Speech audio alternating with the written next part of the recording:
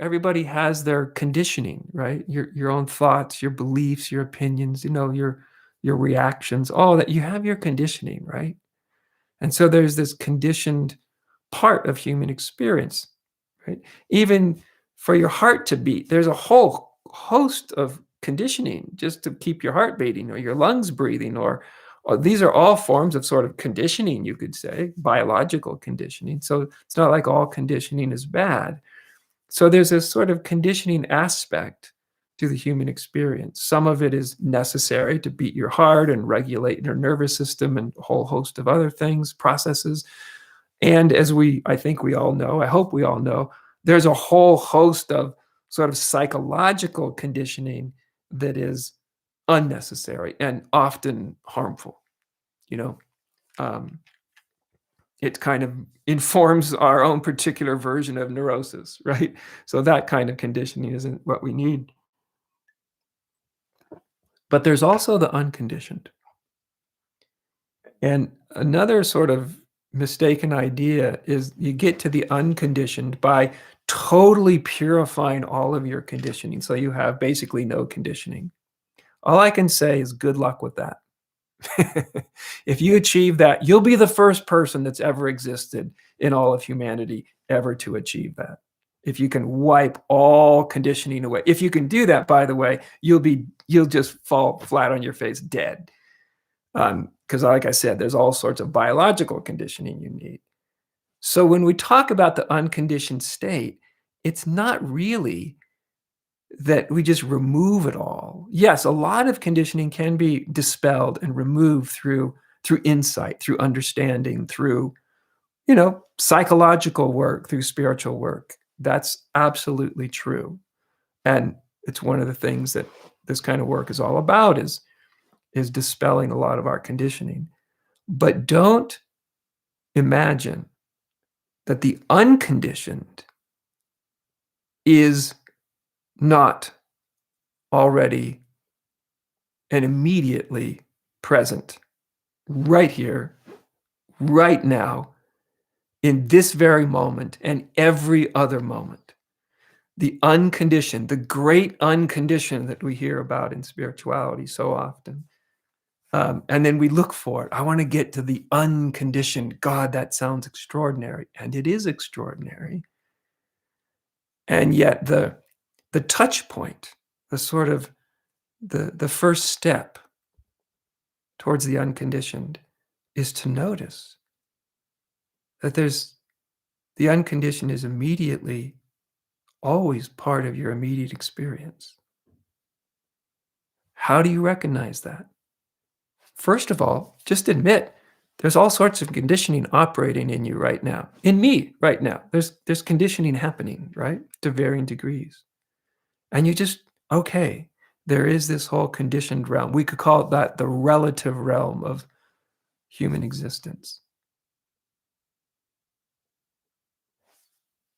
And that's not the only thing that's occurring. There's all that conditioning exists within awareness, within consciousness. Is awareness conditioned?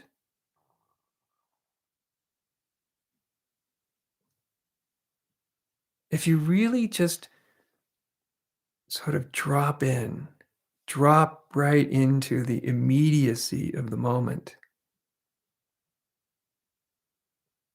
you can quite literally get a sense, a feel, I like to call it a foretaste of the unconditioned.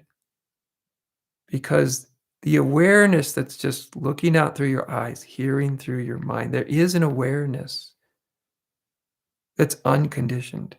It's not seeking one sound as opposed to another. It's not grasping this. It's not pushing that away. All that's the conditioning in the mind. But the awareness that's literally illumining the whole mind, making it possible to notice anything at all. It's almost like the metaphor of like the sun. The sun's just the sun. It's not good or bad. It's It's not conditioned to shine itself on the worthy and conditioned to not shine itself on the unworthy. It's just the sun.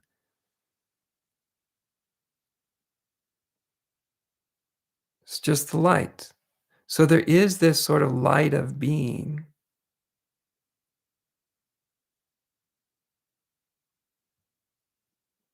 the unconditioned, that's right there. Sometimes in spiritual teachings, it's also referred to as the unborn and the undying, and that really confuses people, right? How do you get to the unborn, undying, uncreated? First of all, you just allow the born, the living, the dying, the created just to be, right? Right here you are, here I am, right? Here's our embodied existence, living being, been born, right? We'll die. Here it is. There's the whole world, the relative world of birth, life, and death. Okay, it's there, right? It has a history, right? A life history up till this moment. And there's something in immediate experience that's not of that realm. You know, awareness itself. And when I say awareness, who understands awareness? You don't have to understand it. We think we understand it. We think it's ordinary, but it's actually unbelievably amazing because it makes literally everything else possible. It's the inner light that lights up this moment. Without it, oblivion, except not even any knowledge of oblivion or experience of oblivion, nothing. And yet there's something about the heart of awareness itself. And I know if you're too caught in your thinking and trying to philosophize all this and approach it just through the concepts, it's hard. You can't really get it because the concepts are part of the conditioning, you see. But there's also another dimension of being that's immediately and always and already present. And one of the quickest access points is that is just your immediate awareness that is unconditioned, unborn in the sense because it has no form. Awareness has no form, uncreated because it has no moment that it came into being.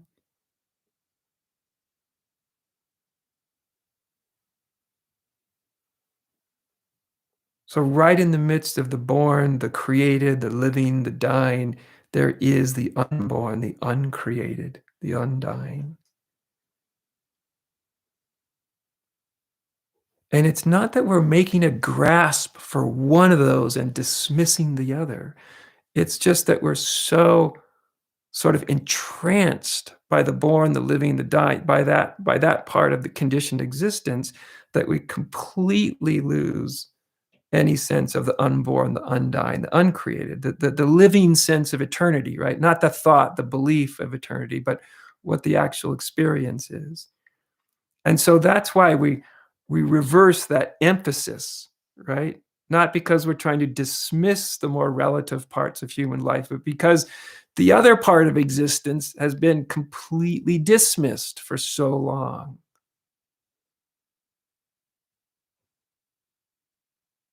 So I understand if you're trying to sort of figure all this out, you can be very confused right now. But if you just sort of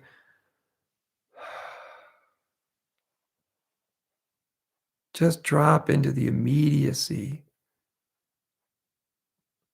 of the moment and don't look for anything overwhelming, big, explosive, profound. Those things can happen. But the doorway to those deeper, broader, more extraordinary sort of experiences or insights, the doorway to those is something very quiet, unadorned, ordinary.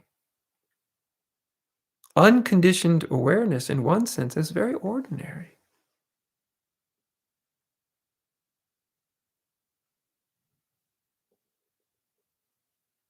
And once you get a feel for it, that unconditioned awareness is just aware. It's literally just aware.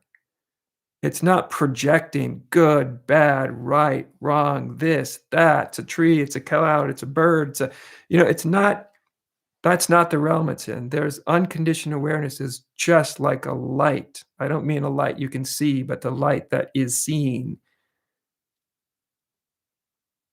It's prior to all the other conclusions and considerations. It's prior to good and bad and right and wrong and up and down. It's again, it's the context in which those sort of relative judgments uh, arise.